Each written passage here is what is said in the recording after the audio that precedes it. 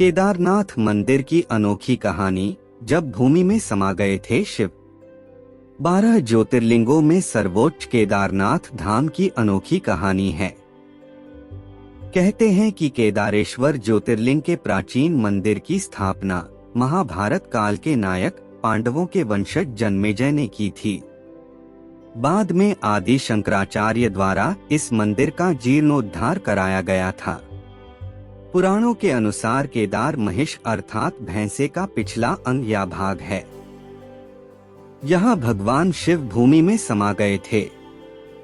तो आइए जानते हैं केदारनाथ मंदिर के बारे में और चलते हैं अपने वीडियो में आगे। उससे पहले अगर आप हमारे चैनल पर नए हैं और आपने हमारे इस चैनल को अभी तक सब्सक्राइब नहीं किया तो अभी वीडियो के नीचे दिए गए सब्सक्राइब बटन पर क्लिक कर हमारे चैनल के साथ जुड़े और साथ ही साथ इस वीडियो को लाइक भी कर दें।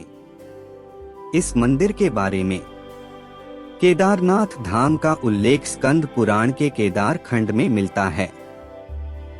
कहा जाता है कि मंदिर का निर्माण कत्यूरी शैली में हुआ है। स्कंद पुराण में भगवान शंकर माता पार्वती से कहते हैं कि प्राणेश्वरी, यह क्षेत्र उतना ही प्राचीन है जितना कि मैं हूँ। मैंने इसी स्थान पर सृष्टि की रचना के लिए ब्रह्मा के रूप में परब्रह्मत्व को प्राप्त किया। तभी से यह स्थान मेरा चिरपरिचित आवास है। यह केदारखंड मेरा चिरनिवास होने के कारण भूस्वर्ग के समान है। केदारखंड में उल्लेख है, अकृत्वा दर्शनम वैश्वय केदारस्याघनाशिन यो गच्छेद बद्री तस्य यात्रा निष्फलताम व्रजेत। अर्थात बिना केदारनाथ भगवान के दर्शन किए यदि कोई बद्रीनाथ क्षेत्र की यात्रा करता है तो उसकी यात्रा व्यर्थ हो जाती है। तभी से केदारनाथ के दर्शन के साथ ही बद्रीनाथ के दर्शन की यात्रा को पूर्णफलित कहा जाता है। केदारनाथ के विषय में दो दंतकथाएं अत्यधिक प्रचलित हैं एवं जनमानस में सर्वमान्य हैं। पहली जो कि पुराणों की कथा है। इसके अनुसार हिमालय के केदार श्रृंग पर भगवान विष्णु के अवतार महातपस्वी नर और नारायण ऋषि तपस्या करते थे।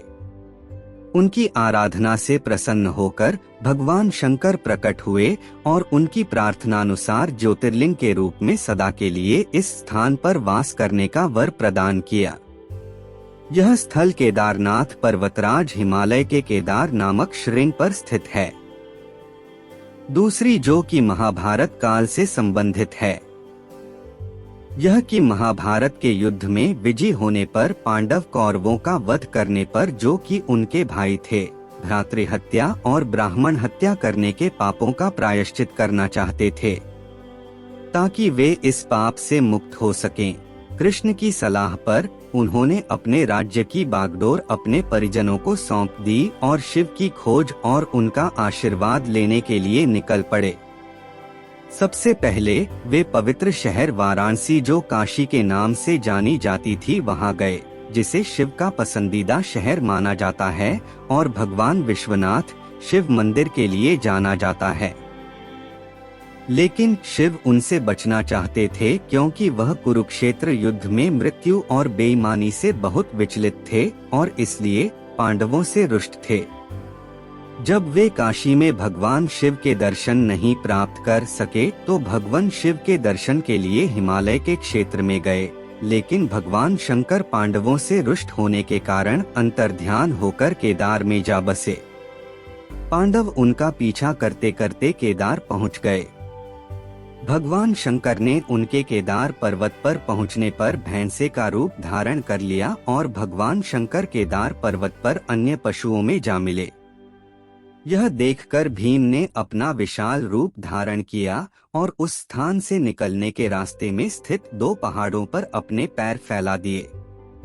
अन्य सब गाय बैल और भैंसे तो निकल गए, परंतु भगवान शंकर जी रूपी भैंसे भीम के पैर के नीचे से जाने को तैयार नहीं हुए। भीम भगवान शंकर को पहचान गए और उनसे क्षमा एवं दर्शन के लिए उनके पास जाने लगे, परंतु रुष्ट होने के कारण भगवान शंकर उनके पास नहीं आ रहे थे और भैंस के रूप में इधर उधर जाने लगे। तभी भीम बलपूर्वक भगवान शंकर रूपी भैंस पर झपटे लेकिन भैंस भूमि में अंतर्ध्यान होने लगे। तब भीम ने बैल की त्रिकोणात्मक पीठ, जो कि भैंस का कुबड़ का भाग होता है, उसे पकड़ लिया। भगवान शंकर पांडवों की भक्ति, श्रद्धा और दृढ़ संकल्प देखकर प्रसन्न हो गए। उन्होंने तत्काल अपने वास्तविक रूप में आकर अपने दिव्य और अलौकिक दर्शन पांडवों को दिया और पांडवों को पाप मुक्त कर दिया। उसी समय से भगवान शंकर रूपी भैंस की पीठ की आकृति पिंड के रूप में श्री केदारनाथ में पूजी जाती है। केदारनाथ को पंच केदार में से एक माना जाता है, जो कि भगवान शंकर रूपी भैंसे के एक हिस्से कुबड़ की मान्यता के रूप में है। अन्य 4 हिस्से, पहला रुद्रनाथ महादेव शिर या मुंह के रूप में, दूसरा हिस्सा कल्पेश्वर महादेव बाल के या पूंछ के रूप में, तीसरा हिस्सा तुंगनाथ महादेव पैर के रूप में और अंतिम और आखिरी हिस्सा मध्य महेश्वर महादेव नाभि के रूप में स्थित हैं।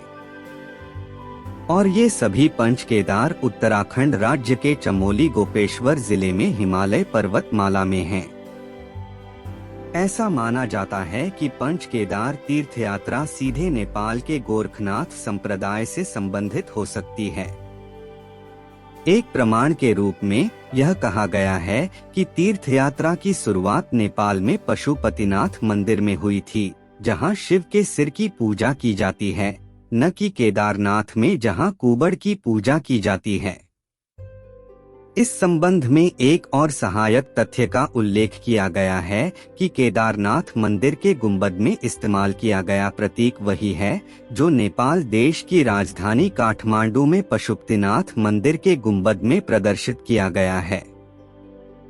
तो दोस्तों, ऐसी ही रोचक और नई जानकारी पाने के लिए सब्सक्राइब करें हमारे इस चैनल को और वीडियो को लाइक करें और कमेंट में हमें बताएं कि आप किस बारे में जानना चाहते हैं, ताकि हम ऐसी ही सटीक, सत्य और रोचक जानकारी आपके लिए लाते रहें।